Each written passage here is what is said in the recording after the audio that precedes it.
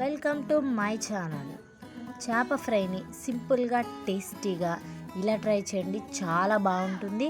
ఒక చేపను తీసుకొని నీట్గా క్లీన్ చేసుకున్న తర్వాత చిన్న చిన్న ఘాట్లు పెట్టుకోవాలి చాకుతో. ఇప్పుడు ఇందులో కారం, పసుపు, మసాలా, ఉప్పు, అల్లం వెల్లుల్లి పేస్ట్, కొద్దిగా నిమ్మరసం వేసి మొత్తం పేస్ట్లా కలుపుకోవాలి.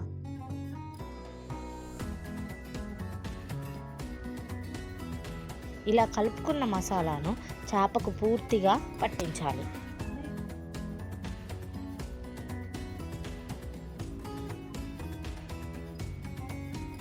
ఇలా మసాలా పట్టించిన చేపను ఒక అర్ధ గంట సేపు ఫ్రిడ్జ్లో ఉంచుకోవాలి. బయట అయితే గంట సేపు ఉంచుకోవాలి.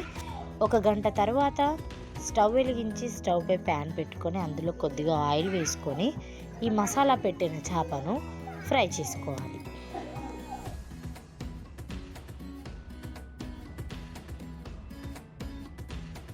పదిహేను నిమిషాల పాటు అటు ఇటు టర్న్ చేసుకుంటూ ఫ్రై చేసుకోవాలి.